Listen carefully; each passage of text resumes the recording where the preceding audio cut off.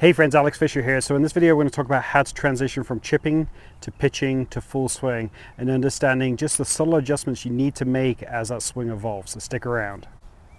Alright, so let's get to it. So that age-old question of what is the difference between chipping and pitching first off. So chipping is typically a shot that has low loft on purpose and rolls, whereas a pitch shot is more of a high lofted shot that doesn't roll as much. My rule of thumb is that when we're chipping, we're within say 6 steps of the green, the fringe. That way that we can create a little bit of loft but then utilize the amount of green that we have in front of us to get the ball rolling. But if I'm pitching, I'm going to end up having to hit over an object, either a bunker or a mound, or I'm just beyond 6 steps from the edge of the green.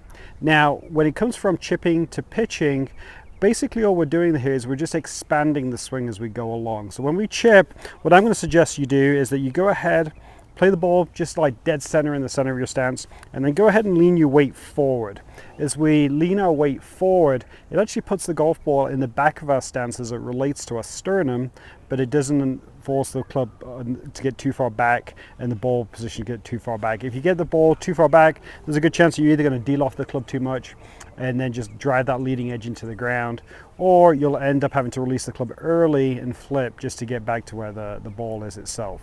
So basically what I'm going to do here though is when I'm chipping, I'm going to go ahead and hold the handle a little bit lower down on the handle, and that way that's going to give me a little bit more control, but it also makes me think about making a small swing.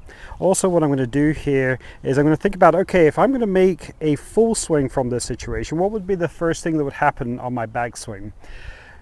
In terms of the sequence of your backswing, you have 4 moving parts. You have your hands, your arms, your shoulders, and then your hips. And in that very specific order, we have to think about using those moving parts in that very specific order to take the golf club back. So when you chip, you really don't get to a point in your backswing where you're going to move your body. So it tends to be more a case of hands and arms as I go back. But then from here, what would happen on my downswing? So if I'm hitting a full swing shot, once the club is in this position here, my body is already rotating at this point as I come into impact.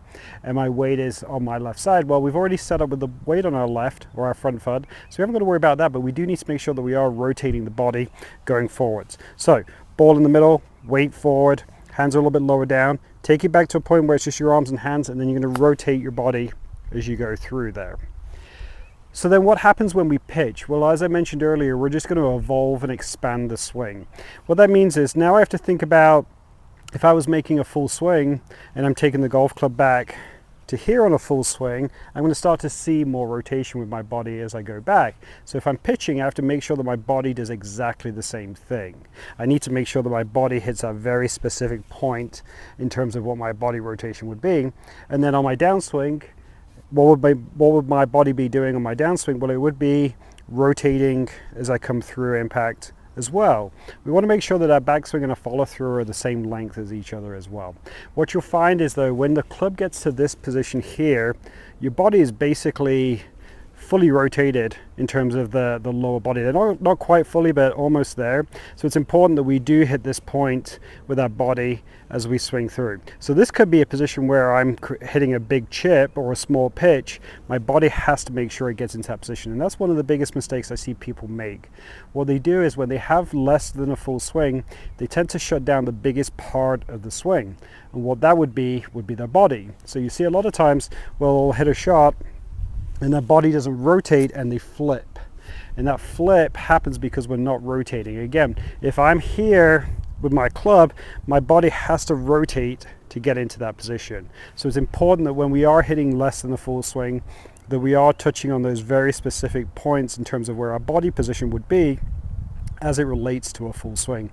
So as we expand and go back a little bit further on a pitch shot, again, think about where your body would be going back to here.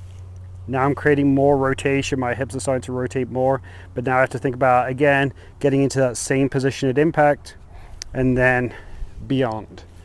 Really important, just because we're not making a full swing, we still have to make sure that our body is engaged in terms of the rotation it's creating.